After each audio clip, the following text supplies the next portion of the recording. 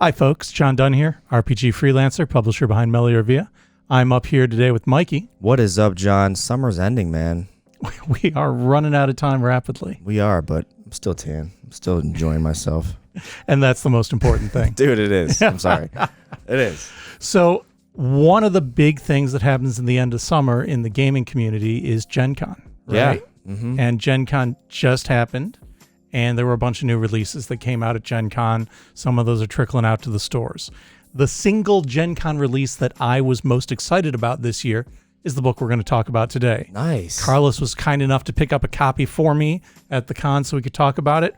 We should have copies in the store real soon, though. Were you only able to get this at the con in recent times? I think it may have hit some other release, but that's the biggest. They had copies there, yeah. And that today is Star Trek Lower Decks. I think we may have even mentioned this when we talked about the Star Trek Klingon core rulebook, but this is a campaign guide specifically for playing Lower Decks. This is the lead on this is Jim Johnson, who's a project manager, and lots of other creatives. I think we mentioned him previously. He was the lead on the Klingon core rulebook. This is a campaign source book, so it does require the Star Trek Adventures core rulebook. You might be able to get by with that Klingon one we talked about too, but since this is mostly Starfleet centric, you're probably going to want the Starfleet book. This is, like I said, a brand new book. It's a 2023 release, and the artwork in here is very consistent with the series. Now, if you haven't watched the series, this has a comedic tone that is much stronger than most other Trek stuff. Almost a kind of a Simpsons does Star Trek vibe. Nice. I think I might have said that before. That's cool. And it's worth pointing out, with all these new releases, this is, I think, the third Trek book we've talked about. And every time I say I'm not a huge Trek guy, but really right now we're kind of in a golden age for Star Trek. Yeah, There's you have a no lot choice of new content coming out on Paramount Plus. We got a 5th season of Discovery coming. Strange New Worlds just wrapped up its 2nd season. Lower Decks has a 4th season coming soon.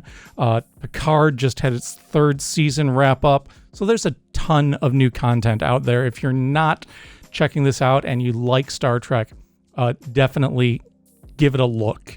Lower Decks in particular, even if you're not a devoted Star Trek fan, it's just funny. If you like sci-fi and you like humor, it's a fantastic combination of the two. So diving into the book, like I said, this does have a comedic tone to it. So if you want to run a Star Trek campaign with a less serious tone, kind of a tongue-in-cheek thing where maybe you're going to uncover a humorous aspect to it, this book is perfect for that. It starts out talking about the state of the galaxy, bringing everything up to date in 2380, which is kind of the default setting for Lower Decks. That's pretty much where that show is set.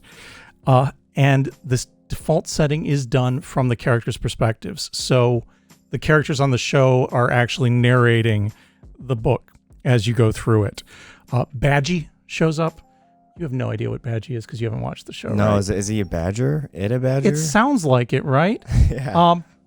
Do you know what Clippy is? Are you old enough to remember Clippy in Microsoft Word?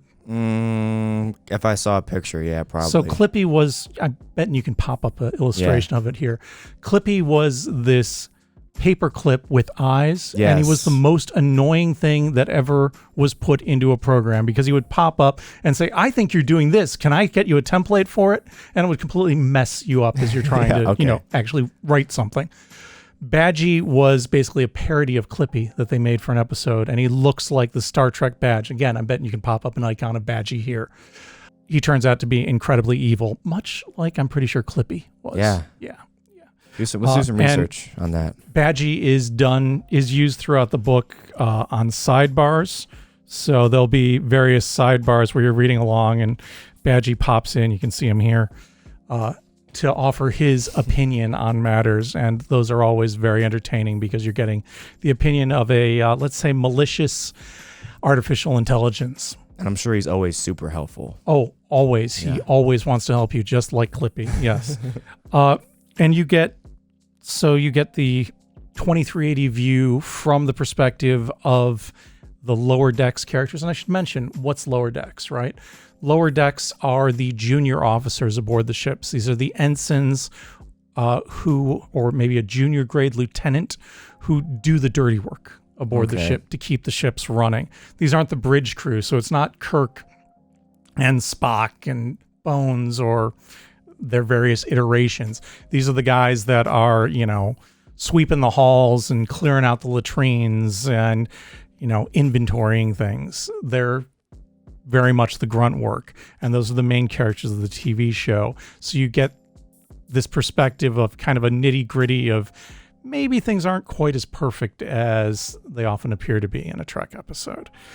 And so they give you the perspective on Starfleet initially, and then you get their perspectives on the Klingons, the Romulans, the Packlids, and then several minor, comparatively minor presences in the galaxy. You've got the Collectors Guild, the Drachmani, the Jalarakians, the Tamaranians, and the Orions. The Orions are space pirates. Really? Yes, historically at least. But one of the main characters on the show is an Orion, and she kind of gets offended at the idea of being called a pirate. I'm sure it offends most of them. them. Right? So maybe they're not all pirates, but really they are. Yeah, maybe Marauders is a better term. I don't know. After we get through that state of the galaxy, we get into Starfleet support operations, which the ship, the Cerritos, that Lower Decks is primarily focused on, is kind of a second-tier ship. It's a California-class ship, and it handles operations to support other Starfleet work. They're not going out and finding strange new worlds and new civilizations. They're going out and making second contact. So they're visiting planets that Starfleet has already visited before to make sure things are moving forward the way they should. In with these Starfleet support operations sections, you get some fun random tables, you get some more ideas on handling second contacts, and you get a solid write-up of the whole California class of ships. After that, we get into the Lower Decks specifically, what life is like as a junior officer in Starfleet. Interestingly, the book does present that for the other organizations as well. So you can look into what it's like to be a junior officer aboard a Klingon ship or aboard a Romulan ship. Several other varieties as well. And it suggests how you might want to design a supervising NPC, basically the person that the characters are reporting to, because they're not in charge of a starship, and the person who's bossing them around might be a micromanager who's sitting over their shoulders, or might be somebody who's just looking for somebody to blame. Lots of different angles here that you can take, and that can add a lot to the humorous element to it as well. Yeah, that one lazy boss, Absolutely, yeah. Like Carlos. Yeah, like Carlos. Don't watch this video, Carlos. After that, you get into a section on science and technology. Importantly, it talks about the koala at the edge of space and time. Koala? Koala, like the koala bear, because in one of the episodes, spoilers, sorry, it's revealed that a koala is the most ascended being there possibly could be, more powerful than Q, just an ultimate divine being. So instead of a divine being or a void in space, it's a koala at the end of time. It's absolutely a koala, yes. Okay, I respect that, especially Australians, I'm sure. Respect that. Unquestionably. We won't get into the drop bears. And then it talks about interstellar phenomena, cybernetics, which is a big part of the ship since one of the main characters has a cybernetic implant that doesn't always work perfectly. And then it gets into the menagerie, so various different creatures that they might encounter along the way. Chapter after that is player options. We introduce some new species as player characters. These include Aprigosians, cetaceans. So if you want to play a dolphin or a whale, you can play one. Okay.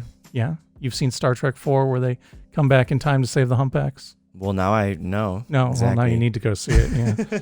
Yeah. Click it and Exocomp, like Peanut Hamper.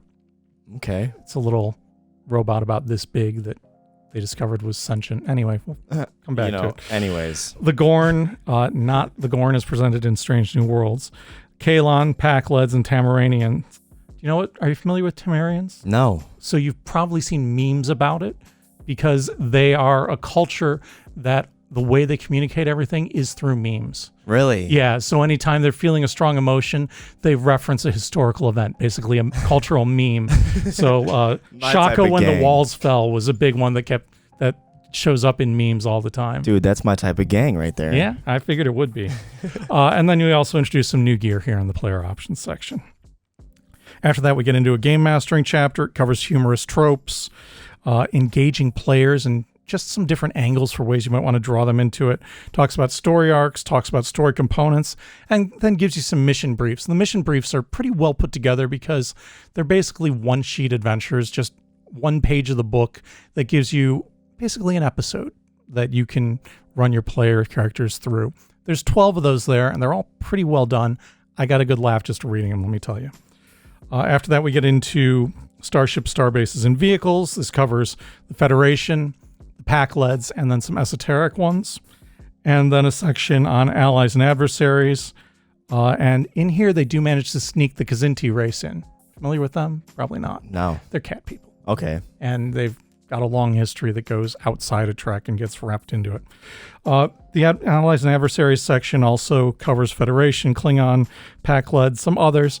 Aren't really any main characters here, but there is a Modifius PDF release that covers pretty much all the main cast characters if you want to go grab that because you want to include them in the adventure.